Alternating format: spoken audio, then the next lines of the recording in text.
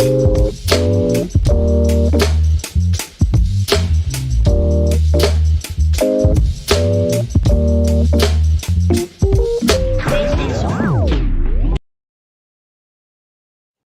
is going on, everybody? Welcome back to PlayStation Generation Episode 13. My name is Matt, and I'll be your host for today's events. I'm joined, as always, by the great PlayStation dude himself, Lamont. You're about to do the great one again thing, eh? And we got yelled at last time about that. It wasn't me who got mad about it. Wasn't you? It is what it is. What's up, Corey? How you doing? I'm good. You know, I had a great Father's Day weekend. It was fantastic. Thank you very much. My daughter, she even got me a bear that says "the best dad ever." So a little teddy bear. Yeah, you know, it was great. We went and saw Inside Out 2. Did you cry? Not even close. That was all right. Oh no. Yeah. So it's very interesting. I saw If, and my daughter and I both cried. Like that movie. Oh my god, fantastic. Hit you harder, eh? It hit very hard. And then Inside Out 2. There was a lot of lulls. There was a lot of, the characters going from one end of the brain to the other. And I was like, it's taking a really long time to get there. There's not a lot happening in this movie. It's great. I just don't, I don't know. My daughter came out and she was like, it was okay. I was like, fair. Okay. So she thought it was okay. She thought Inside Out 1 was fantastic. She thought 2 was just okay. But then again, it's about becoming a teenager. My daughter's only 8. So. Yeah, maybe it hits on some huge stuff, like huge stuff, but at the same time, it takes a really long time to get there. Okay, fair. Well, thank you for coming to this Inside Out 2 review podcast. This has been our show. We'll see you next week. We also have joining us this week the tech with the specs himself, Mr. Steve Vigvari. What's up, Stevie B? I'm good. Happy to be back on the show. Yeah, happy Father's Day to all the daddies out there, all the gamer daddies and zaddies. Yeah, no, I'm doing good. Back from SGF, lots to talk about, lots to go over. I'm excited for this episode. We're gonna dig into all things SGF this episode because we are also joined. Move over, J. Jonah Jameson. We have the Digital Daily Bugle leader himself, Caboose. What's up, my dude? Thanks for joining. Hey, yeah, thanks for having me. I'm the first time being on the show, and I'm really excited. We're going to talk Summer Game Fest, and yeah, I'm just happy to be here. Okay, so he has Summer Game Fest voice that I've read a lot about on the internet. Like the amount of people that I have seen, including our friend of the show, Steve Saylor, can't talk right now. Yeah. So I have Summer Game Fest voice, and then I also attended like a big Mortal Kombat tournament here in Toronto this past weekend. So I double dipped, you know. I really quiet recovering from Summer Game Fest voice, and then I was like, let me just go to a tournament and start yelling, you know? Yeah, did you yell Mortal Kombat over and over again? Of course. I mean, you can't not, you know? That is amazing. We're stoked to have you on. This show is going to be, we're going to talk about Steve and Caboose's time at Summer Game Fest, some of the stuff that they played, including Star Wars Outlaws. And then the back half of the show is going to be a giant argument about the best superhero game on PlayStation. There's a bracket. We're ready to go. But again, we got Steve and Caboose. We can't waste this opportunity to talk all things superheroes. But let's kick things off with a little bit about what we've been playing lately. And Steve, I'm going to start with you. What's been keeping your attention lately, my friend? Ooh, this is a good one because it was a game that I was not expecting to really capture my time and attention. It's Diablo 4. This new season, the Loot Reborn season, has virtually fixed all of my complaints coming out of the post-launch, where you wrap up the campaign. Campaign's great in my opinion. Everything's great, and then you get to the end game, you get to the grind.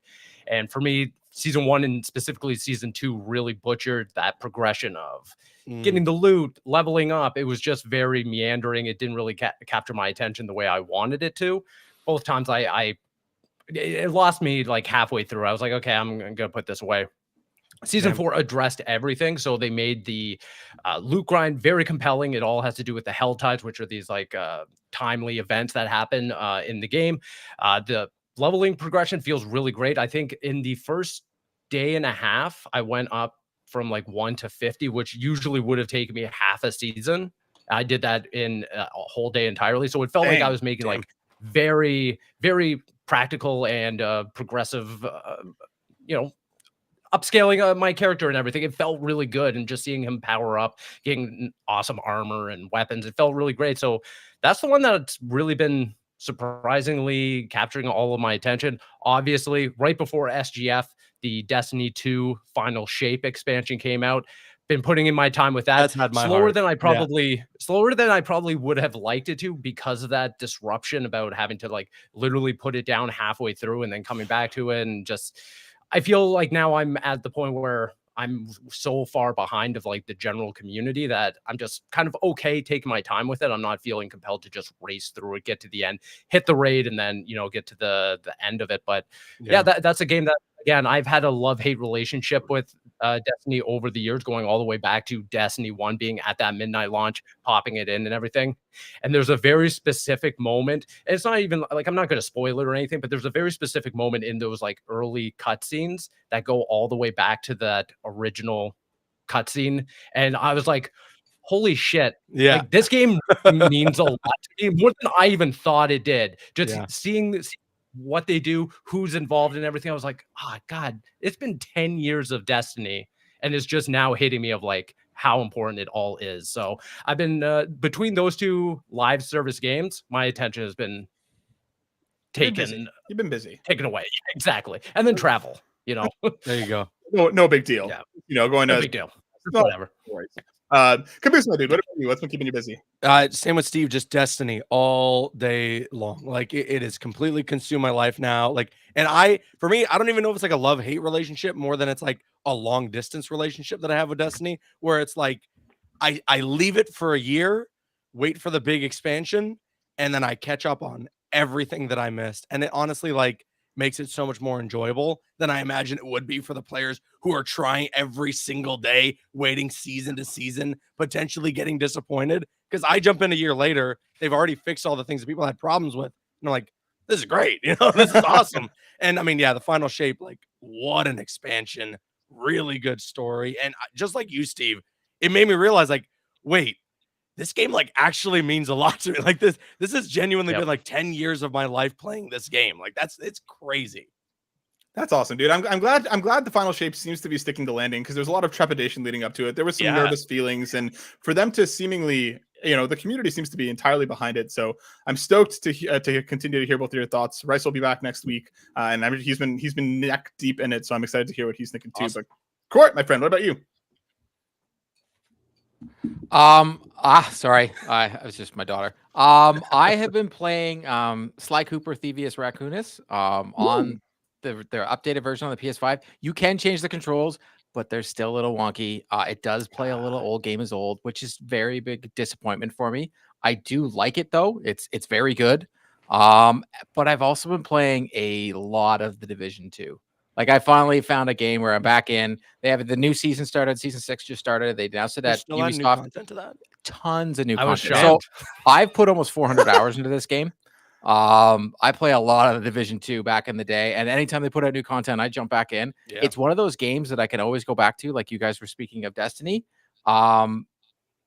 So for me, I'm back into video games. I hadn't been playing for a while. I pretty much play in Division 2 almost every single day. I've finished up a lot of the new content they have. It's going to be a weekly drop of new stuff. I think Rice is going to jump in with me, but we'll soon see. That's good, dude. I'm glad you've been in a funk for a few months now, so I'm glad to hear that Division 2 is warming that heart of yours and de-grinchifying you into the world of video games. But as for myself, I have a couple reviews up over on butwhythough.net that dropped today. Still Wakes the Deep, really great. I really enjoyed it. Coming from the Chinese room, the developers who made Everybody's Gone to the Rapture and a few other kind of those walking horror-esque simulators. This one's set on an oil rig, 1975.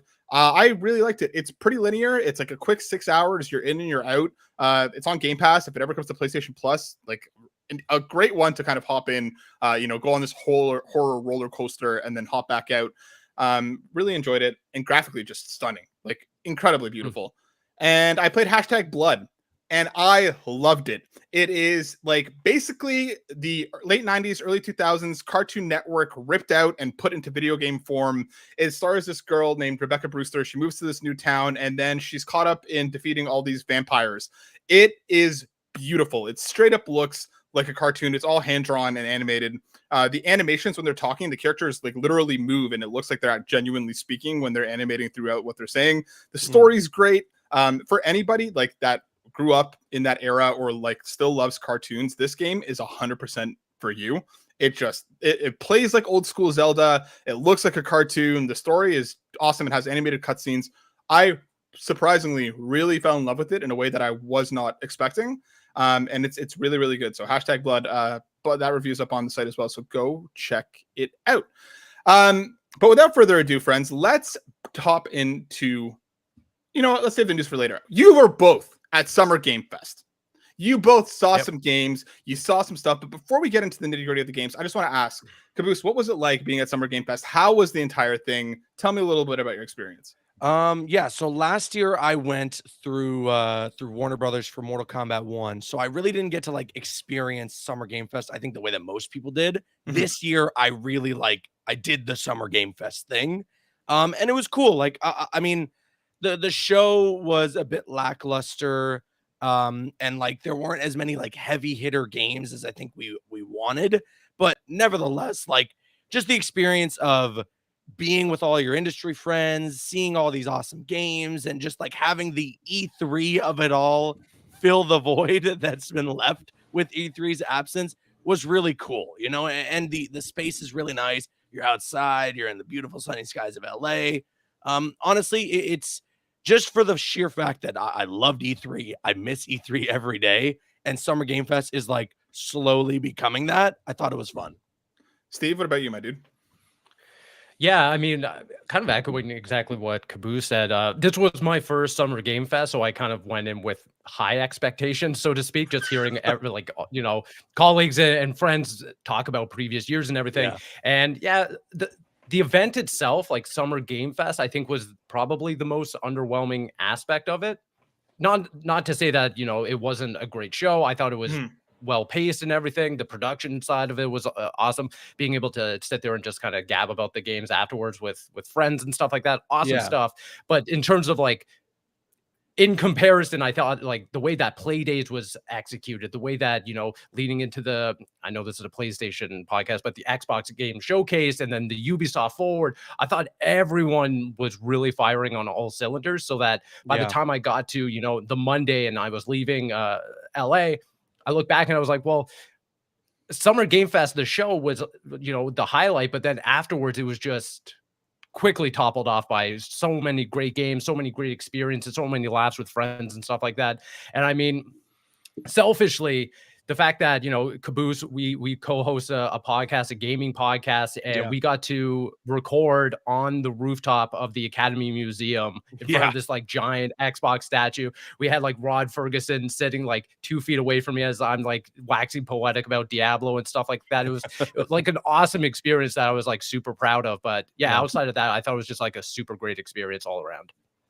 I'm really stoked you guys had a good time. And yeah, Summer Game Fest itself was all right, but like the all the pictures and the clips that you guys posted looked incredible. Let's drill down a little bit on some of the games you saw. Caboose, what were some of the highlights? What were some of the games that you saw? Anything you could talk about? What were some of the stuff that really kind of hit you? There were 3 that really impressed me, and thankfully we're on a PlayStation podcast, so it's very fitting. The 3 that I was most hyped about: Phantom Blade Zero.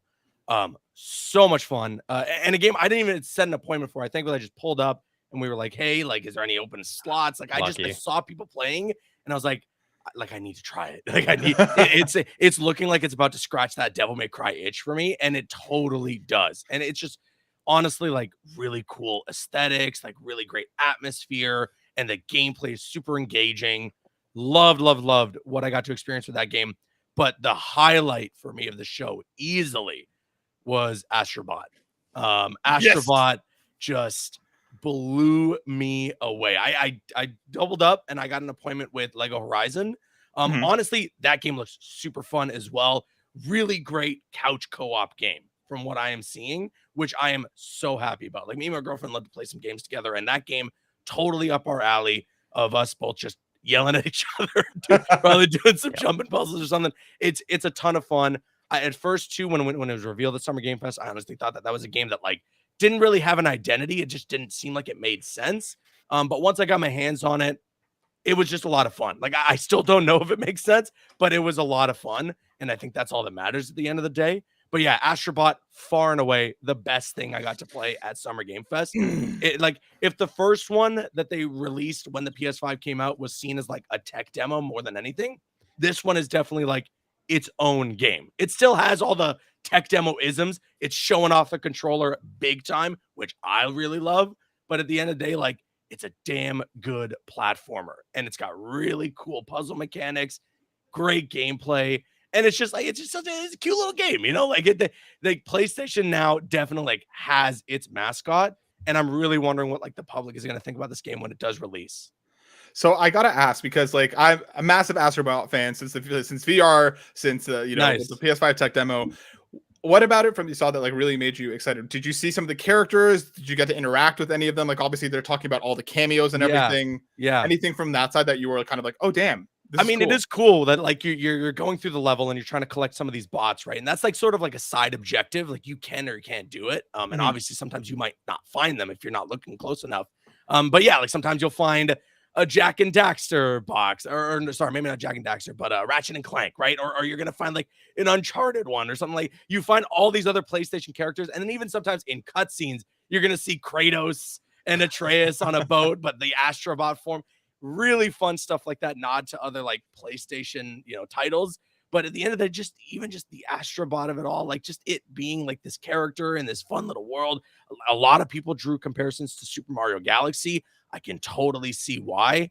And honestly, just for me, it was one of those games where I can see myself going through every level and being like, I missed a bot. I got to play through it again. And I got to find that last bot. I didn't get every coin, or I didn't find all these hidden coins. There were so many moments where I was like, I feel like there would be some coins up there. I'm going to try and get there. And then there was. It was really rewarding in that way of just like explore the levels, try everything, really go all out. The replayability factor is totally there, which I'm super happy about. Have you hopped back into the new content for Astro's Playroom that's there? I Because haven't, some of but those I characters you should. mentioned are all in the game now. Okay. Like, there's a lot of I should new do characters then. that you can find throughout the world. Like, Uh-huh. I was shocked when you go to the beach, Chili Beach, I think it's called. Kratos and Atreus, so they're on the boat. Like, just as Awesome. you mentioned, they're off in a boat off to the left. If you go to the far left, they're where the dock is. They're just sitting off in a boat. So characters that weren't in the game before. Originally, I was like, oh, maybe I missed it the first time, or like, am I not remembering because my brain doesn't work as well? I'm like, no. Then I had to like let other people that are smarter than me be like, yes, no, this is the first time they're in the game. I'm like, oh, okay, that makes sense. That makes sense. Well, I thought what I loved about it too is like, you have like the general abilities that you have no matter what, right? Like, you have the little hover with the lasers that you can actually use to attack enemies as well. And then naturally, like you like throughout each level, you're gonna get like a new power up that does something completely unique that is for that level, and it adds all these different bits to the gameplay, which is super fun. And yeah, like I was really, really impressed. I was going in not with low expectations, but just like like this should be fun, right? Like it couldn't not be fun. But then I walked out of it like, this is a must-have PlayStation game. And seriously, I'm not kidding, has every chance, if the rest of the game was as impressive as the demo that I played at Summer Game Fest, a chance to be like a Game of the Year contender. That is incredibly exciting because all of everything that I'm seeing about this game is incredibly positive. I want to loop back around to Lego Horizons for just a sec. Yeah. Because one thing I think that the Legos games do really super well is really marrying the IP that they're working with to Lego, that it genuinely still feels like both of these parts. What I think is interesting with Horizon is that we have a baseline of what Horizon feels like, what it plays like. Yeah. How do you feel like this combination comes together in Lego Horizon so far? Because that's what I'm kind of curious about, is how well do those two things actually meld? Yeah. So it honestly, they do a lot in terms of gameplay that is just straight up Horizon. You're creeping through the grass. You got to shoot the weak points on the animals, right? Like a lot of stuff where it's like, if you've played Horizon, you're going to be familiar with a lot of like how it's supposed to play. But then they add in things like you can pick up a power up that's a brick separator from Lego, and you'll use it to like deal some devastating damage, right? Or like you got to collect the little bits and stuff like that. I've seen that in like plenty of Lego games in the past. Honestly, for me, I haven't played a ton of Lego games, so I'm not sure like what to compare it to. But I just know that, like, again, going in, I was like, what is this game? Like, does it need to exist? Is Horizon really the IP we should be making a PlayStation like Lego game out of? But honestly, playing it, like, a lot of it made sense. A lot of it really worked. And at the end of the day, it'll be like a really like entry level opportunity for people to experience the story of Horizon. And if they enjoy it, if they think that it's cool, it may be an opportunity for them to go, okay, let me level up. Let me go to now the actual AAA Horizon games that are out there and see what all the hubbub is about. I think it also has the, like, my daughter watched the trailer and the first thing she said is, oh, there's going to be Lego. She's going to be able to buy some Legos. Like, she's like, all she cares about is sets she can buy. Yes. So I think PlayStation has done a very smart thing here. Like, for my daughter and her age group, they love Lego. Like, it's huge. Oh yeah, like, my nephew's the same way. Yeah, it's huge. So she was like, oh, we have the tall neck. I'm like, yeah, we do. Like, she was already excited. She already looked at it as she can play it with me, and this is it. And she's already like, oh, I told all my friends about it. Like, I think as much as we're like, who's it for?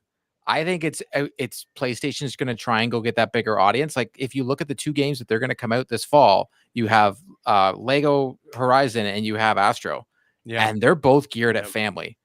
Which I've been saying for years PlayStation needs to do. And I think this is really smart.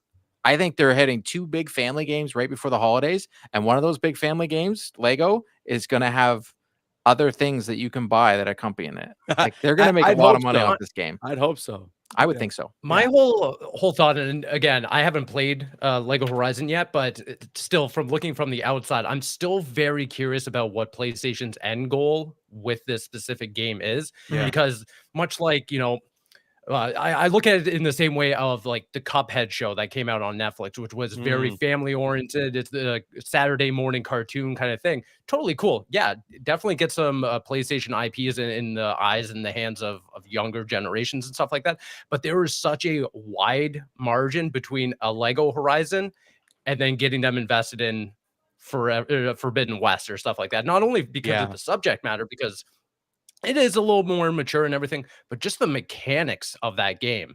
Like, there are adults that complain to me and they're like, oh, it's too obtuse. It's too complicated. There's so many mechanics. And I totally understand that.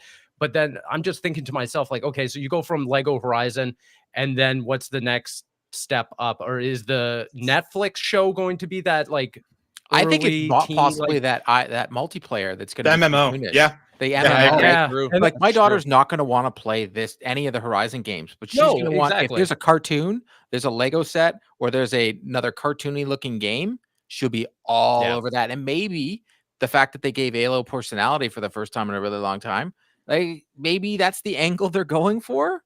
Maybe they're going to, you know, they'll have the Aloy for us, and then they'll have the Aloy for the younger kids. Yeah, that's very true. And I will say for sure, totally Court, you and your daughter are gonna love playing Lego. Again, for couch co-op purposes, I really, really love it. Like, just the fact that, like, there's no split screen, you and the other character just playing on screen together. It's a ton of fun for that. I was already excited about these, Caboose, and you just kind of shot my hype even higher. Is there multiplayer? Like, online, you're talking? Yeah, can I play online with someone on this game? I'm pretty sure there is like an online co-op. Yeah, I think so. Because like split screen Lego games is the worst. Like, when Lego does that, it's not split screen. Both the characters are on the screen at the same time. So in most Lego games, when you play together, what will happen is you're on the screen at the same time, and then when one person is off, it does the split screen, and it becomes jarring and annoying. I think Star Wars fixed that. Yeah, I haven't played it. I know for this game, I tested that out. You can only go so far before you're brought back to, which is way better. Way better. Nice. I like that. Yeah. Steve, my dude, you also saw and played some stuff. What hit me with some of the highlights?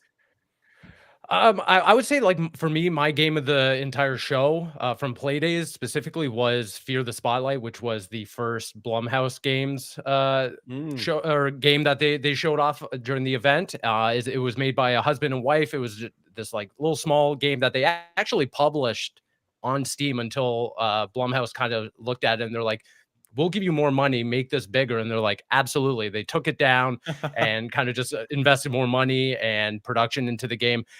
Essentially, if you guys don't know, or because it was very quick at Summer Game Fest, if you didn't clue in, it's almost like a throwback to the original Resident Evil and Silent Hill. in Nice. that it's it's an awesome concept, and it has no combat, so it's all just like environmental puzzles, so very much like going through the mansion and solving like the door puzzles and stuff like that, which speaks to me. That's the shit that I love from Resident Evil, is going through and like finding keys and very specific like icons to, you know, line up this thing to unlock a secret cavern or like a bookshelf or something like that. But yeah, essentially what the game is that you play as like a high schooler that breaks into her high school with her friend, and you're trying to get into the library, which in the past had a fire, killed a whole bunch of or students ended up dying in there, and you're there to use a Ouija board and, you know, communicate with the dead. It's all spooky vibes and stuff like that. Damn, and of course, once you do interact with the Ouija board, spooky stuff pops off, your friend goes missing, and then all of a sudden, that's kind of where the demo ended. I played about 30 minutes of it.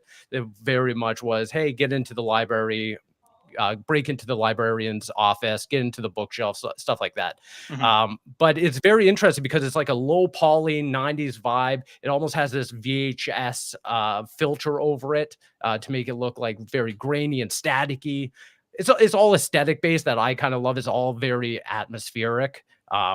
But yeah, that was the one that really stood out to me, just from the base concept of being this very nostalgic fueled game going back to Resident Evil, but also just that knowing that it was made by two very passionate people about horror. And I spoke to them actually at Playdays, and I was like, I'm getting a lot of Are You Afraid of the Dark vibes. And they're like, yes, this is exactly what we were trying to go for.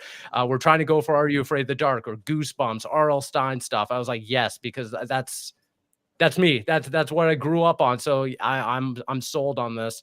I am very interested to see what the mechanic or some of the mechanics are moving forward into the game, because outside of look for a key, unlock a door, I didn't really get all that much. There is a really cool moment where you're sitting there with your friend across the table using the Ouija board, and you can obviously use the thumbstick to like move the Ouija board little disc thing to like specific letters, and then the game kind of takes over and starts, you know, going every which way as the hauntings start. And I wonder if that's going to play into it a little more of like, you know, you're trying to control your character and something spooky happens and, you know, you lose all control. And I think that's an interesting play there. I don't really know outside of that, but just based on when the demo ended, you know, everything shuts down and everything, I was like, I could keep playing this. Like, even though I'm at a live event, friends are behind me, stuff like that, I was like, I could just sit here on the couch, cans on, and just kind of experience. You just don't want the demo to end. Yeah. No, exactly. I think that's a really good sign. And it's been now a week removed, and I'm still thinking about this game, thinking about, hey, it's coming out later this year. I want to know when I can start playing this game, start to finish. Hell yeah. You also I was gonna say you also played another game. You saw some Star Wars? Oh, are we okay? I didn't know if we were transitioning over to the Star Wars section. He said Star Wars before. He literally set you up. He was talking about it. Okay. You're such an outlaw. What an outlaw. Yeah. Star Wars Outlaws surprised me in a lot of good ways. It was a game that, you know, knowing Ubisoft Massive was tackling this, I was interested, to say the least. I mean, I love the Division. Cord, you and I have bonded over our love of Division. That being said, though, knowing that they were going to kind of leave that franchise and kind of they've tackled Avatar and now we're tackling Star Wars, I was like, okay, I'll play it. Don't get me wrong. I'll play anything with the Star Wars name on it. But how much am I actually going to love this game? And walking away from it, this has become like one of my most anticipated games of the summer, simply because it's checking the boxes that it's checking all the boxes off that I think Jedi Survivor kind of didn't for me. Survivor, I thought had a great premise, had some really great moments in it, but kind of fell flat at the end. The ending just didn't hit. I'll agree with you there. The ending wasn't that good. The ending was lackluster. I didn't really like. I don't know. I got removed from it, and I was like, okay, it is what it is, and it wasn't the same game as Fallen Order, which I really, really liked. Here, though, I think that they're setting up something really cool where you're not a Jedi, you're not leaning on, oh, you're using the Force, you're using lightsabers and stuff like that. This is very much like a human story. It feels like, you know, you're introduced to Kay Vess and her little dear, adorable boy Nix, which I love. If anything bad happens to Nix, I'm gonna riot. And you're just an outlaw, like you're this smuggler. You're going out and doing bounties for, you know, Jabba the Hutt and for the Crimson Dawn and all these, like, you know, the underbelly of the galaxy far, far away, which I really love as a concept. What I was able to play essentially was 3 vertical slices of the game, all kind of showcasing different aspects. 1 being the combat, 2 being the more traversal and some of the puzzles, and then 3 being the stealth. And right off the bat, when I started playing the game and getting into the combat, which is essentially just, you know, Kay has a pistol that can shoot either, you know, blasters or this more like electronic, like shock ammunition that can stun enemies, or it can be used to like hit a door and kind of open the door, puzzle based stuff like that.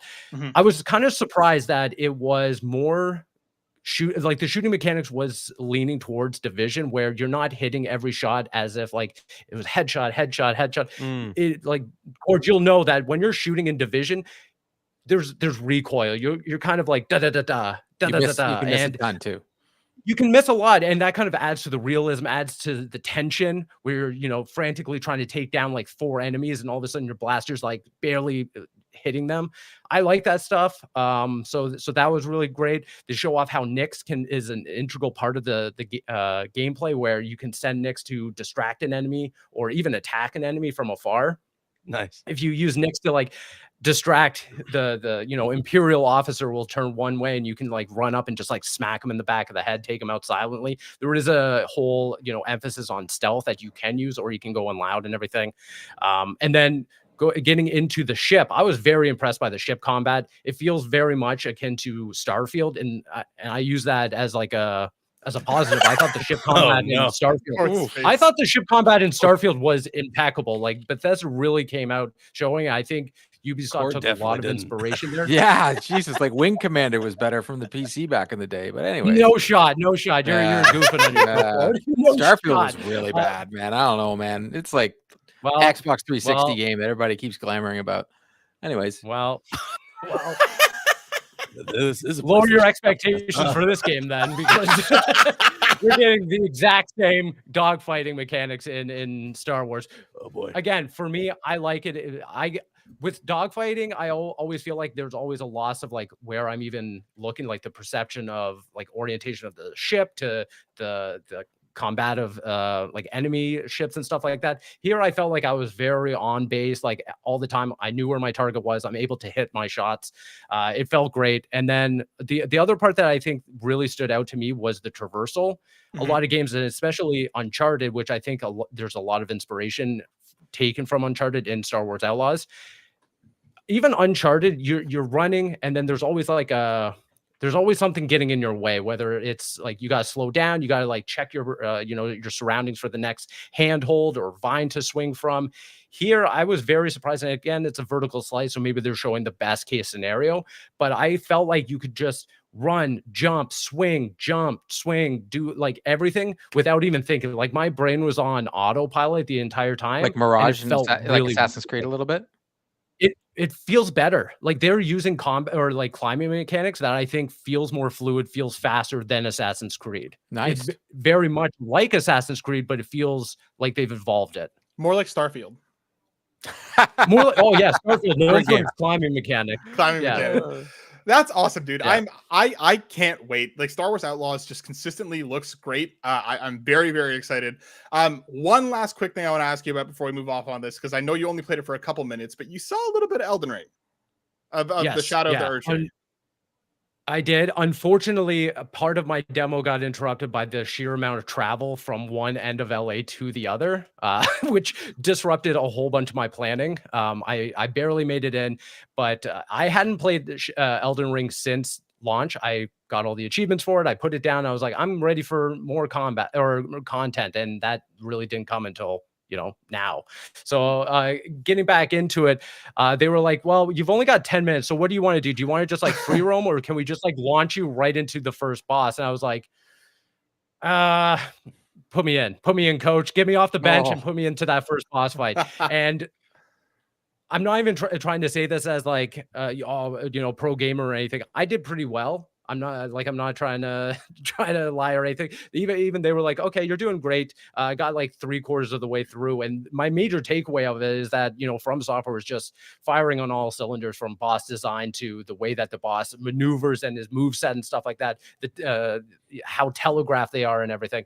Again, I didn't get to beat it or anything, or experience really all too much of the open world that Shadow of the Erdtree is going to offer. But yeah, just to get back into that game, a game that I love and simply adore, and get back in and just know that From Software is delivering on the content and not really trying to pull back. I'm super happy. Yeah, I'm stoked for you, my dude. I know it's just around the corner. The hype is palpable online. But I'm glad you both. Thank you for sharing all of the things that you saw and that you played. My hype is just continuing to grow. And I'm stoked. I'm very, very stoked for a lot of this. Let's hit a couple quick news stories before we get into the battle royale that will be the best superhero game. Coming from iPhone in Canada, written by Steve Vigvari, PlayStation to soon support Discord voice chats directly from PS5. Steve writes, PlayStation has announced that it will be introducing support for players to join Discord voice chat directly from the PS5 in the upcoming future. PlayStation and Discord first entered a partnership in 2021, which saw the introduction of Discord voice chat on PS5. However, an upcoming update will enable users to join a Discord voice chat without the use of the Discord PC or mobile app to establish the connection. PlayStation blog said it's going to be gradually rolling out over the next couple of weeks, starting in Japan and Asia, moving on to Europe, Australia, New Zealand, and the Middle East. Finally, coming to Canada, US, and South America at the end. So I know that this is something that a lot of people have been looking forward to. I'm stoked to finally be able to have just like seamless Discord integration. That's awesome. I'm excited. Panel, any thoughts and feelings about Discord finally rolling out in its full? It's about time. Like, honestly, like how long ago did like PlayStation announce this part? Well, you put it in the article. People go read it instead of me saying it, but like I'm saying it like as like you got to be like how it took way too long. The fact that Xbox kind of like had Discord connectivity first, it feels like PlayStation kind of took too long for this. Just my opinion with regards to Discord. I'm great that it's happening. They also did some family aspects to allow third-party apps for your if you have your kid's profile, like I do with my daughter. So there's going to be allowed to have Discord as well. Before that wasn't allowed. So even through the app, my daughter couldn't. My brother and his daughter, my daughter, they play, and they were actually able to use Discord voice chat. So they actually will be able to use it. I think it's great. The more integrations with Discord within my console, just the better.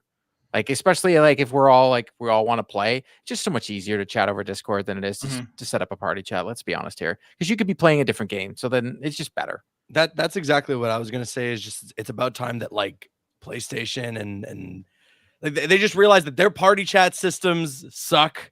So just partner up with the guys who know how to do it.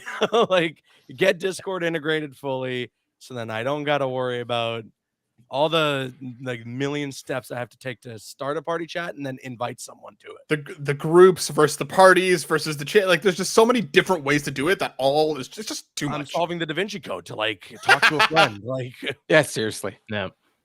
Awesome. Let's hit another story here. Coming once from Console Creatures from our good friend Dennis. We got our PlayStation Plus catalog titles for June, including Monster Hunter Rise, Football Manager 2024, Crusader Kings 3, Monster Energy Supercross, the official video game, After Us, Anno 1800, Police Simulator, Patrol Officers, Far Cry 4, Lego The Hobbit, and Lego The Incredibles.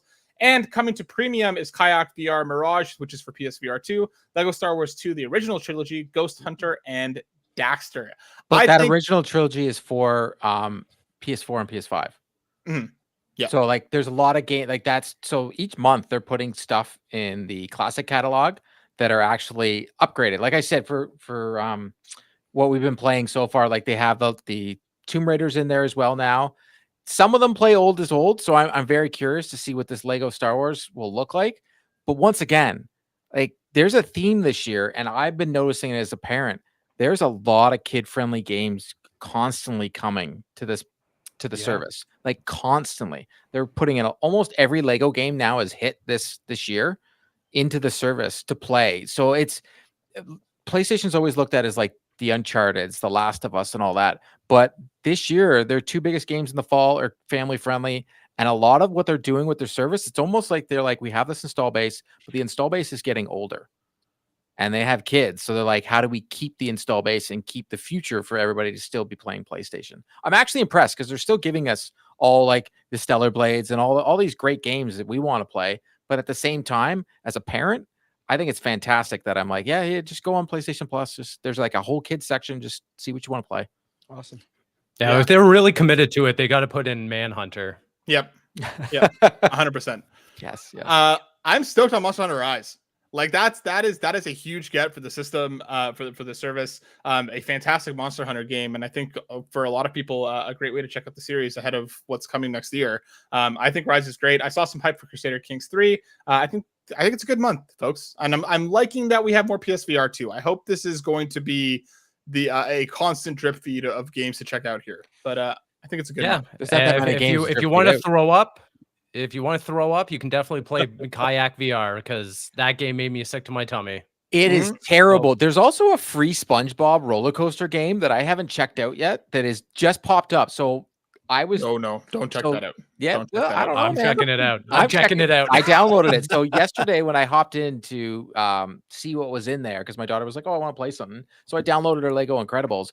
We saw the SpongeBob VR game that also just popped in there, and it hasn't been in any press, no release, no nothing. Just it's in there. All it is roller coasters. A Jurassic Park roller coaster. It's only theme roller coasters from like. I gotta check it out. So I downloaded it. I just haven't looked at it yet. Okay, good luck. Last story we need to hit to perfectly lead us into our superhero battle, because Marvel Spider-Man 2 gets a new update, including new and fan favorite suits returning. This is written by me. Spider-Man 2 is getting a new update coming tomorrow, actually. There's going to be 8 new suits, 4 new collaborations, and 4 returning. We got the Motor Chic suit, which is a collaboration with Kid Super and Rina Sawayama. We got the Metro suit with Kid Super, the Ginga suit with Kid Super and Vinny Jr., we got the Fluoro suit with Lando Norris and Kid Super, and then returning, finally, the Last Stand suit, finally, Uptown Pride, finally, the animated suit, and finally, the Into the Spider-Verse suit. These are 4 suits that I really missed in Spider-Man 2, and I'm super stoked to have these back. The rest of these suits, I think my favorite is probably the Rina Sawayama one. This one just looks really cool, looks really, really out there. But folks, how are we feeling about Spider-Man 2? Let's go to Caboose first, because this has got to go to Caboose first. Yeah, I don't love the celebrity design suits that much. Mm-hmm.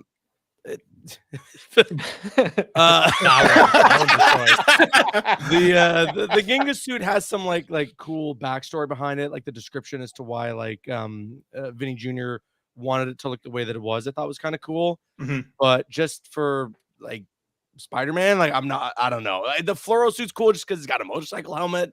The rest of it, it's just not working for me. I'm just happy about the returning suits, honestly. The Last Stand suit, I know a lot of people were really hyped for. For me, I think like Miles has a perfect selection of suits in Spider-Man 2. All that he was really missing was Uptown Pride, so I'm glad that that's coming back. And then the Spider-Verse suit for Peter is just like, it should have been in there day one. We all want to have Peter B. Parker and then the Spider-Verse Miles suit, having them work together on cutscenes and stuff like that. So finally, we're going to get that opportunity with this newest update. And hopefully they do more of this in the future. I mean, there's still a lot of suits that people want from the first game, from both the Spider-Man 2018 game and the Miles Morales game, that didn't end up making it into Spider-Man 2. Like for me, the 2099 white suit, I really want in Spider-Man 2. It's like one of my favorite suits from for like Spider-Man in general. But yeah, honestly, like pretty cool update. At the end, it's free, right? Like you can't really complain. I'm just wondering, like, is there going to be DLC? Like, any day now? Like, I honestly thought it was going to be at Summer Games Fest. As soon as Lego got put out first in that trailer, I'm like, well, guess we're not seeing Spider-Man. Yeah, that ain't gonna happen. That was the now. big PlayStation thing during Summer Game Fest for sure. I thought like Summer Game Fest, or sorry, not Summer Game Fest, the State of Play would have been a perfect place. I have no idea. Like if there is DLC and it's coming out this year, then at this point, the Could only it thing be that the I'm fall thing? expecting, it could be fall, and it could be like a shadow drop thing. You know, Or like, that's have like the only state of thing I'm play, expecting. the rumored state of play in September, and then you Well, have Horizon, you I'm have Astro, and you certain. have Spider-Man DLC. I'm certain that whatever they announce, like if they announce Spider-Man 2 DLC, that it's going to be just like the God of War Ragnarok DLC, where they're like, here's the Right. trailer, it's out in a couple of days. Roguelike. Oh, You Oh know, my like, god, I would yeah. love a roguelike. A Spider-Man okay, that- roguelike? Are you That would kidding be me? insane. I don't know if they're going to have like a roguelike DLC Me for neither, Spider-Man, but but I'm ooh. talking strictly just from like announcement to release. They'll probably follow the same formula, just because like That's fair. I don't know if it was going to be a big expansion, they would have been talking about it. You know? yeah, you're right. But now I can't stop thinking about a Spider-Man roguelike, so I I'm know. gonna I have to know. live with that. All right, folks, let's get into it. I have prepared a bracket. Okay, Oh, Court and boy. I were talking with both of you coming on. We had to dig into superhero games across PlayStation. Okay, I dug deep. Okay, I read the forums. I thought about some of my favorites. I may have biased and put a couple in, but there's like a good amount of games here that we have to argue through here to try and decide what is the ultimate PlayStation superhero game. Okay. And let's kick things Easy. off with an easy one. Infamous 2 versus Gotham Knights. Oh my god. Oh, interesting. Gotham Okay. Knights, right? Gotham Knights, right? Yeah, easy. Listen. No. Gotham Knights, I will still attest, is a perfectly okay 7 out of 10. Buy it when it's on sale. I'm with you kinda there. Game. I'm with you. I there, would yeah. actually add buy it when it hits whatever service, Game Pass or PlayStation Plus, and that's where you're going to play it because you've already paid. So what for you're the saying is service. don't buy it. Yeah, what you're saying is don't because buy it. I will say this, Caboose, as someone that I have friends that work for DC. They didn't want to get me the code for this game because they were like, "Hey, man, you are not going to like this game." Like, it didn't even test. Yeah, so like people at DC played this game and they didn't like it. Wow. They really didn't like the story. Like it kind of honestly nicked think a the lot of people story is off. the strongest part of the game. Same. Like I think the That core ending vowels, though, like, that ending is okay, so yeah, the bad. ending is definitely rough. The motorcycle, how it doesn't really move, but they make it try and look like it's moving while you're riding it. That's embarrassing. I 100% agree. But it's also a dead world. Like you're on buildings. You look around and there's no NPCs around. Like who are you saving? Like it's just a bad game. The game's absolute worst offense is what it did to Red Hood. Like Red Hood is my favorite Bat Family character. Dirty. I don't know why he's jumping, soul jumping or whatever in the air. Yeah, they were reaching. They were reaching hard. But yes, I mean this was easy. It's infamous. Yeah, it's infamous. Yes. Yeah. This next one hurts my heart because Guardians of the Galaxy versus Arkham Knight. You Guardians did Guardians for me. dirty here because Guardians is totally like one of the better superhero games that Agreed. really deserves like a shot. Like so many people didn't give this game the time that it deserved because of Marvel's Avengers. But like it's pretty awesome, honestly, and has a fantastic story. Some really good writing, tugs on your heartstrings. But the answer is Arkham Knight. Yeah, he's definitely Really? Really? I no, say Guardians. Steve. I say Guardians. So do I. Honestly, really, Steve? And for me, yeah, and for me, it's because of expectations where I had zero expectations for Guardians. And it came swinging. I loved it. I was super impressed. I had the highest of high expectations. I'm not agreeing for with Arkham Knight. It's not going to happen. And great game, like 8 out of 10. But I had like 10 out of 10 expectations for Arkham Knight after Arkham City and Arkham Origins. Let me ask you this. They can fumble this. Let me ask you this: 10 years from now, yeah, which of these games is still going to be standing the test of time? I would say you're absolutely out of your mind because it's been 10 years.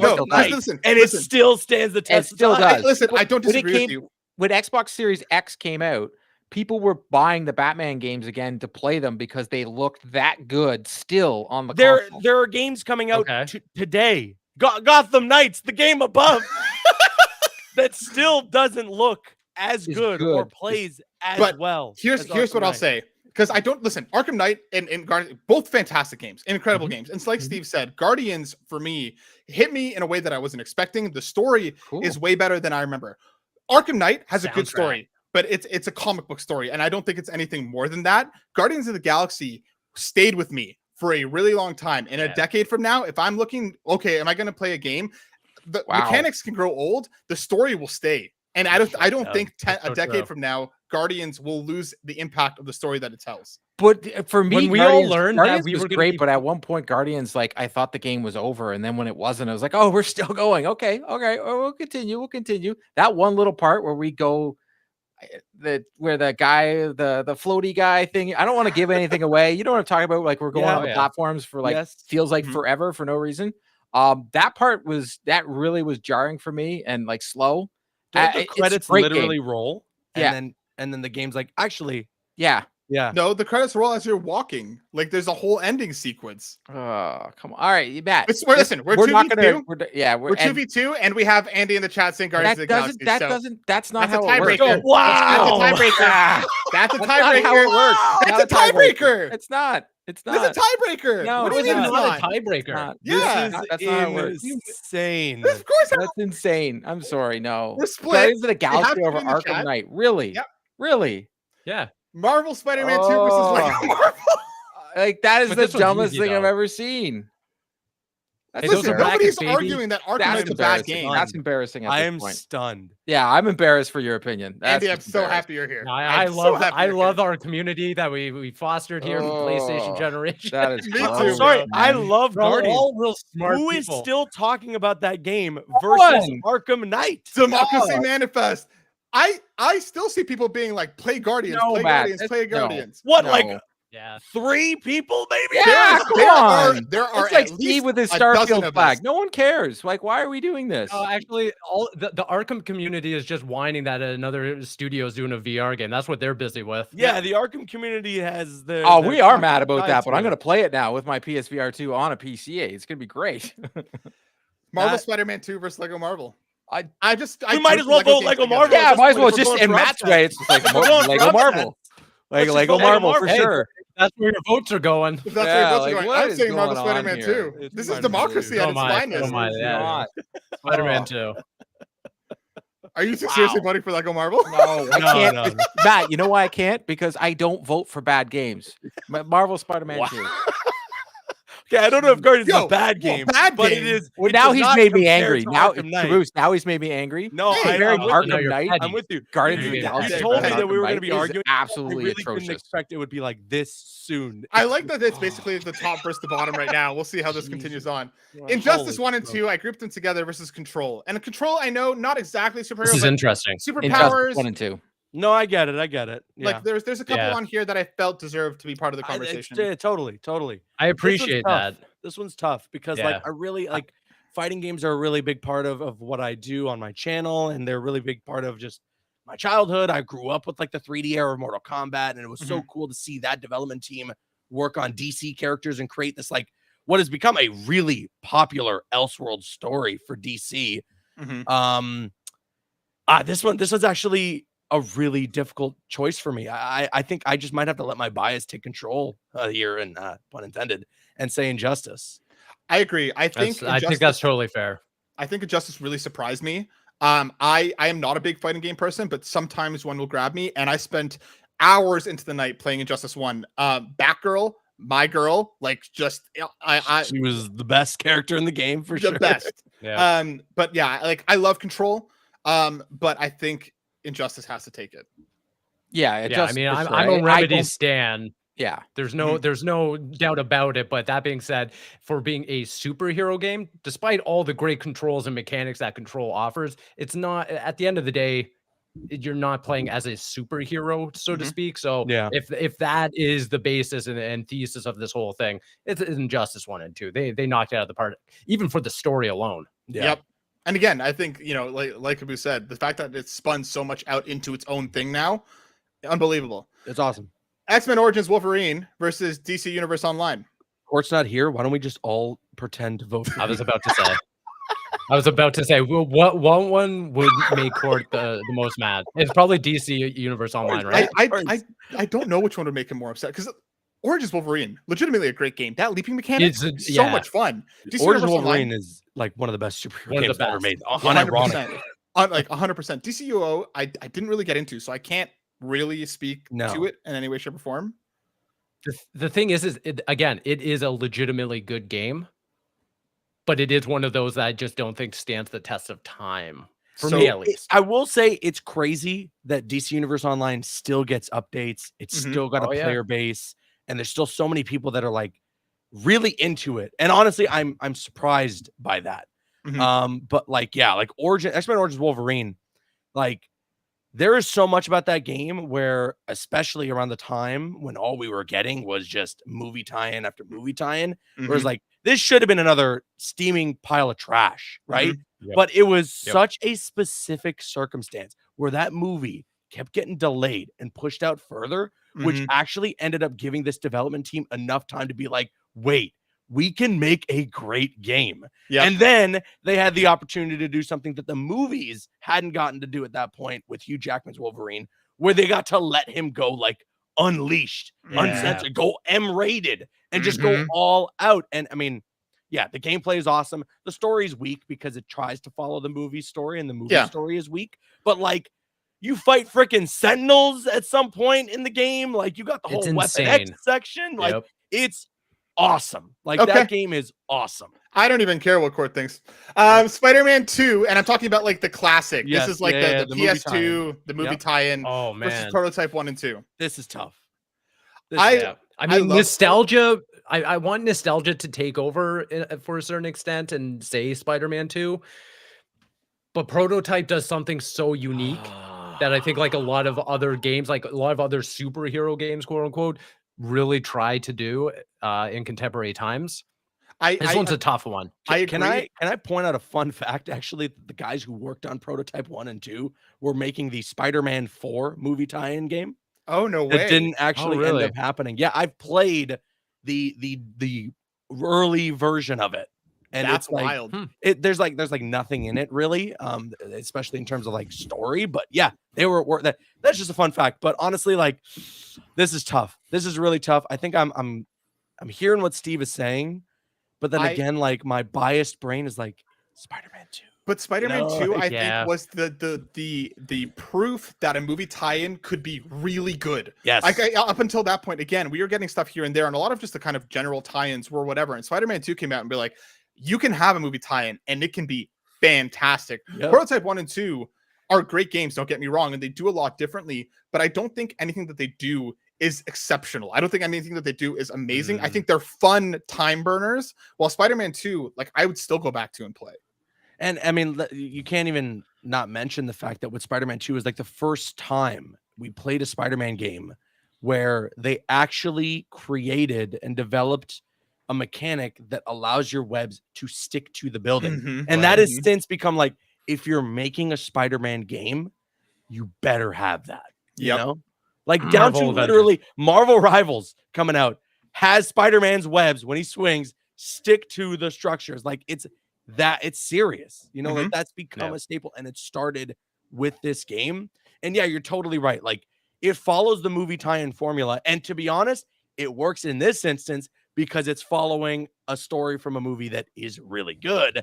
And then it's just adding a ton of more content to it. Mysterio's in the game. There's a whole really cool section with Mysterio. You fight Rhino, Black Cat's in there. Like so many cool different ideas, all still with a world from these films that we love, you know? And I think that it's very special for that reason. So again, like my bias brain is like, it's Spider-Man 2, but I can understand if people were going to be picking Prototype. Court, where are you at on this? If he's right about Spider-Man 2, it's just I really like the Prototype series. I thought it was different. It was something that we didn't have. It was a different story than all the games that we were playing at the time, and I really like playing them. So I know it's not going to win, but I have to vote for it just because every point about Spider-Man 2 is right. It's almost like an Arkham game where it revolutionizes everything about the games that we play nowadays. Even though for some reason Guardians of the Galaxy wins that, but Prototype 1 and 2, I'm going to vote for it, even though it's not going to win. Okay, you know, Guardians is so revolutionized. You know, it's so different. Listen, it's just Batman. Okay, is he really a superhero if he's just a guy in a suit? We need to vote here. I'm saying Spider-Man 2. Yeah, I voted for Prototype, but I know it's not going to win. I'm just going to vote for it. I'm saying Batman Arkham Knight. Yeah, Spider-Man 2. All right. Infamous versus Iron Man VR. Oh my God, Infamous. Can we just move on? Yeah, Infamous. Yeah. Iron Man VR is fantastic, but it's Infamous. Marvel Oh my Spider-Man God, versus what Batman is Arkham going City. on here? I want to Hold on. preface If we would have this. known about this, this is bull. We should have just knocked out Guardians of the Galaxy. You can't knock out Batman every single time. Listen, these we Marvel. could. No, you're not going to have to anyways, because Arkham City is one of the No. greatest games ever made. It is very good. It's better than Marvel Spider-Man. Easy. Just throw it up. I love So do I. the first Insomniac Spider-Man game. And, It's very- but and Arkham it really City- does, like they some great themes. Again, at the time it was like, this is the best Spider-Man game ever made. But Arkham City, like the Arkham franchise, changed everything for combat in video games, for superhero games, and the way you can elevate that genre beyond just movie tie-ins. And the story. Arkham City, written by Paul Dini, was like, oh yeah, you love the comics, you love these stories. How about a video game that takes all those things that you love, implements incredible gameplay, has a great atmosphere, amazing open world, and insane boss fights, with one of the best of them being that Mr. Freeze fight. Like Arkham City is the perfect package as a video game, and it is the quintessential package as a superhero game. It's like the Back to the Future of video games. It's perfect. Yeah, I'll give this one to you guys. I personally see the argument on both sides here, because Spider-Man, I think Insomniac coming out with it, I think everything that it does incredibly well. But Arkham City, like you guys said, revolutionized what superhero games were. Yeah. And I also, Yeah. it's just really good. It's real good. Mm-hmm. And also, Marvel Spider-Man wouldn't be what it is without Arkham City even succeeding in the first place. Like 100%. it revolutionized like open world superhero games. People still like Caboose could probably still find stuff to do videos on that game. 100%. Oh, Well, they Easter eggs weren't alone. finding Easter eggs until like 7 years later for the game. Like there's so many secrets packed in there. It's so cool. Ultimate Spider-Man versus Beautiful Joe. I don't know what Beautiful Joe is. It came back out in the PS2 GameCube era. It was like the little dude with the big head. He looked almost like a Power Ranger with a big yellow V on his head. I just know him from Marvel vs. Capcom. Beautiful Joe was fantastic, but it does not beat Ultimate Spider-Man. Yeah, Ultimate Spider-Man playing as Venom, the cell shading. Okay. It was my best, like my favorite Spider-Man game before like the Insomniac ones had come out. Like for all the reasons like you just mentioned, that you get to play as Venom. It felt like it's got the Ultimate Comics style as a game. Like that's so cool. And even just like pulling in like Human Torch, there were so many cool things. Yes, in that yeah, game. they're racing around the city with you. Yeah, it's so cool, so cool. Wonderful 101 versus Saints Row 4. Saints Row 4. I haven't played either of these. So it is a legitimately great never superhero played Wonderful game. 101, but when I look it up, it's like 9s out of 10s everywhere. I haven't played it either, but it's got crazy it. good reviews. But Saints Row 4. Oh my god. Like the fact that they put so much emphasis on there's cars, there's stuff like that, but we're just gonna give you Saints like Row a 4 is whole, awesome. like playground to play as a superhero is insane. Like yeah, the dildos and everything. It's fantastic. All right. Yeah. Okay. South Park Fractured Butthole versus dildos X-Men pushed it Legends right 1 and through. 2. Come on, think about it. You can X-Men Legends that game. X-Men Legends. I agree. The pre-Ultimate Alliance games, like the games that made Ultimate Alliance what it was. Hell yeah. And just like we X-Men fans, we ate pretty good back then. And I feel like we just haven't as much these days, except for like something like X-Men 97. I'm waiting for Insomniac's Wolverine game so that on the gaming front, we can get some cool X-Men stuff. But back then, this is what you would play if you were an X-Men fan. Legends was fantastic. Both of them unbelievable. So cool.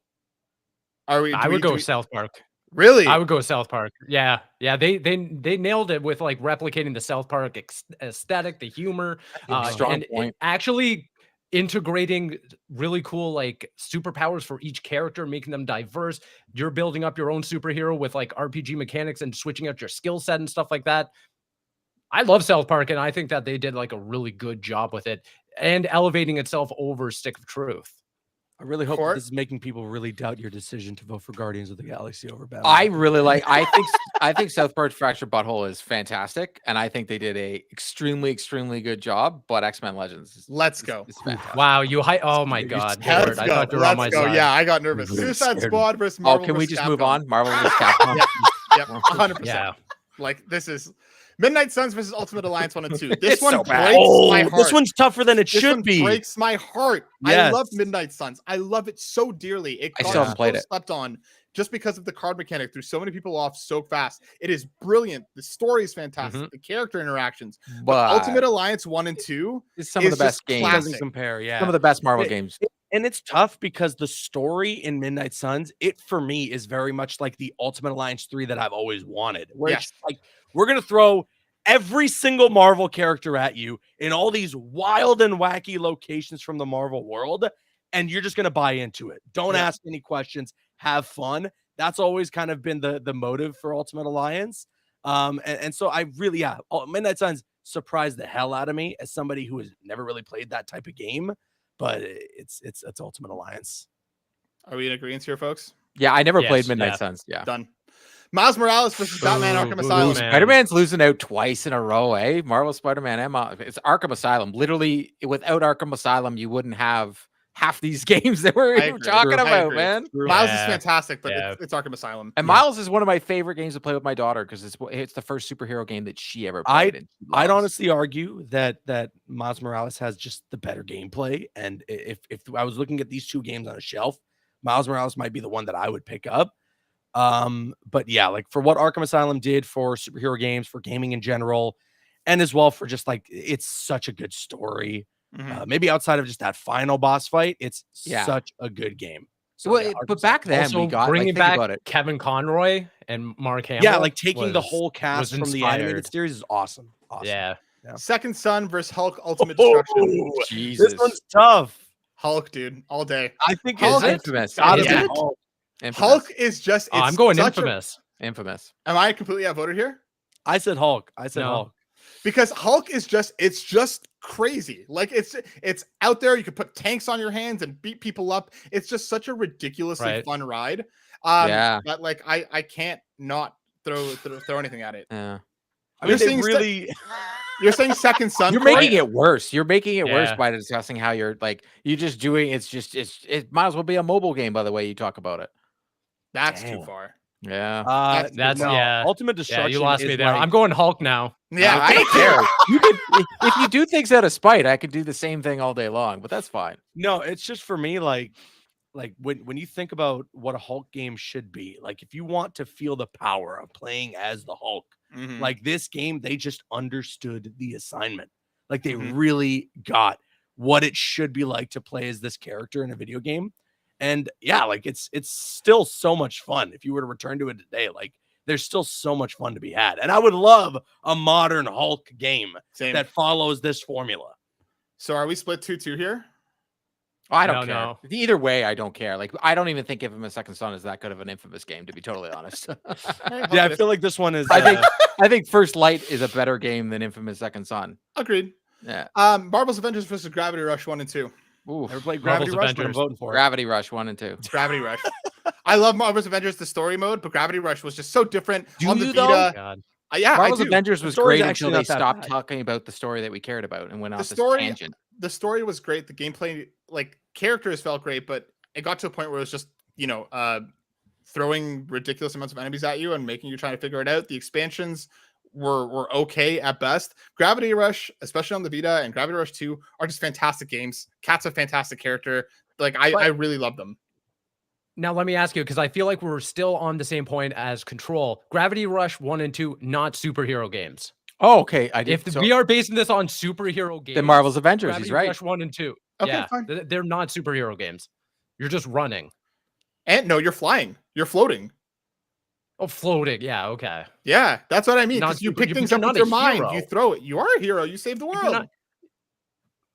It's not a superhero. You run. You just have powers. Okay, vote them. Avengers or Gravity Rush? I'm Avengers. I never even had a second thought about it. That's right. You are using your mind to do things. Like you have like mutant type powers. You have. You can powers. pick stuff up with your mind. You float around. You control gravity. The only thing it's missing is just being licensed to Marvel or DC. Yeah, exactly. So I'm gonna go Gravity Rush. Or being a hero. She is a hero. being a protagonist doesn't mean that you're a superhero. Where was this level of passion for Batman Arkham Knight, Steve? Yeah, like seriously. Nah. Caboose, what are you doing Doesn't here? matter. We're potato. We're just gonna have Asylum go all the way out. Like, it's just weird. We'll see. Yeah, this is Will we? like this is tough because I've never played Gravity Rush. So honestly, like I feel like I just have to vote for Avengers kind of out of principle. But like again, I kind of agree with Court where like whatever. When we move forward, we know who's getting out of Yeah, it. like it doesn't matter. Like, We're just Now it trying to gets like fun. knock it out. Infamous 2 versus Guardians of the Galaxy. Infamous too. I'm an Arkham Knight. Listen, there's no way that the worst Batman out of the 3 in the trilogy is better than Guardians of the Galaxy. I'm Right? sorry. I don't understand that. Rocksteady. crazy. Okay, I wouldn't say Rocksteady Out of the worst day trilogy, because I we've seen said. their worst day now. But back then, seriously. Rocksteady on their worst day is better than a lot of the best stuff we're seeing today. Yeah, seriously. So I don't know, but yeah, I'd vote Guardians here over Infamous. I'd 2. vote Guardians Same. as well. I'm Guardians. I'm just going Infamous because Guardians just that halfway point still annoys me in that game. And I've finished it twice on Xbox and PlayStation. Oh yeah, but it's and you Batman. still didn't know when the credits rolled. Crazy. Like Yeah. that's wild to me. Marvel Yeah, Spider-Man yeah. 2 versus Injustice. It's not about the credits, Steve. It's about the story actually being like it's finished, and then they just kept going with this dribble. Nope, it was perfect. Okay. Spider-Man Not 2 even versus close. Injustice. It's Spider-Man 2. Spider-Man 2. Spider-Man 2. X-Men Origins Wolverine versus Spider-Man 2. Tough. The X-Men movie Origins. tie-in battle, but I honestly think I'd vote X-Men Origins. Yeah. Okay. Spider-Man 2 really changed a lot, but X-Men Origins was like when we were starting to get some real stinkers on the movie tie-in front, and everyone was like, "Wait, this isn't just like good. Like this is It was really good. amazing." Especially because it's way better than the movie. Like, the story is pretty much there, but like the actual act of playing and what they did with the added content, this is brilliant. Wolverine just had like it was just a tougher feat to accomplish than Spider-Man 2 because Spider-Man 2, just like you were mentioning, like it already had a great movie to work with. They just had to expand upon that and add more content. Whereas X-Men Origins Wolverine was like just doing their best to be better than the movie. Infamous versus Batman Arkham City. City is one of the Arkham greatest games City. ever made. Yeah. Arkham City. Ultimate Spider-Man versus Ultimate Saints Row 4. Ultimate Spider-Man. Ultimate Spider-Man. Legends 1 and 2 versus Marvel vs. Capcom. Legends 1 and 2. I think I vote Legends. Yeah. I think I vote Legends. I'll go I feel Legends. like people wouldn't be happy that we would vote out Marvel vs. Capcom, but I know, but I mean, Legends is just again. Ultimate Alliance 1 and 2 versus Arkham Asylum. oh Asylum. my god, Asylum. Ultimate Asylum. Asylum, baby. Ultimate Alliance. Asylum. Ultimate Alliance. Fine. No, Arkham Asylum. Hulk versus Hulk. Avengers. Hulk. Hulk. Avengers. Whatever. It doesn't matter. It doesn't matter. We know who's winning the next Avengers. round. Yeah, it doesn't matter. Put whoever you want there. But Batman Arkham Knight. It's like the Leafs playing the Bruins. We know what's going to happen. Guardians versus Spider-Man 2. Spider-Man Here 2. is Spider-Man 2. Spider-Man 2. Spider-Man 2. Damn. It went so far. We Yeah. got it. We got it so Guardians. far, Matt. We got Guardians, Scott. Yeah. We got Guardians pretty far. Thank you. Better than obvious games like Batman Arkham Knight. X-Men Origins Wolverine versus Arkham City. It's Arkham Arkham City. City. City. City. Oh, that next match. Oh, Ultimate yeah. Spider-Man versus Legends 1 and 2. I have to go Ultimate Spider-Man. I think I go Ultimate as well. Me too. Did Web of Shadows, was that on the PlayStation? It was on PS3, but it's not regarded as a very good game. I see. I like that game for some reason. I Web don't of know what it Shadows was. is I awesome, enjoyed it, but yeah, I it like wasn't Web of Shadows. incredibly well reviewed, but it's Yeah. awesome. Yeah, it's a good game. Ultimate Spider-Man. That's my vote. Yeah, Ultimate Spider-Man. Arkham Asylum versus Hulk. Asylum. Arkham. Asylum. Let's round it out here. Okay. Spider-Man okay. 2 versus Arkham City. Can we go down the other one first and go back Yep. to this? Yeah. Sure. Yeah. Ultimate yeah, Spider-Man yeah, versus yeah. Batman Arkham Asylum. Ultimate Asylum. Spider-Man. Asylum. Ultimate Spider-Man. Ultimate Asylum. Spider-Man. Yes! Yes! Yes! Wow. Yes! Wow. We need to go to chat for this one. Chat, we are down to Ultimate Spider-Man versus Wow. Batman and Arkham Asylum. We need some input here. Andy, if you're there, please make the right decision here. Oh, Matt, see, that's cheating, man. Listen. Listen, he's going to make his call. Andy's not one to be swayed by my opinion. You This just is got it. crazy. You got to I- give I Ultimate thought- Ultimate Spider-Man their flowers. Like 100%. that was pre-Asylum too. This was when they were like really trying new things with superhero games. And yeah, like again, Venom being playable, playing around in that Ultimate universe and creating some new stories, bringing all the talent. Isn't Ultimate Spider-Man the one that we can like put webs into the sky that doesn't exist? No, this When was you when swing? this was post No. the Oh, the okay. movie tie-in game where you could attach the webs to the building, and they had a mechanic in there that people have been asking for in the Insomniac games where you can like climb up the webs. I'm not changing my vote, but yeah, it's No, fine. Yeah. Andy's in. He's got to go asylum here. Fine. Wow. Damn. Yo. I mean, this is gonna honestly, be a I good wouldn't mind matchup. either of them making it. Yeah. I do really love both those. Spider-Man 2 versus Arkham City. I have to go Spider-Man 2. Arkham Listen, City.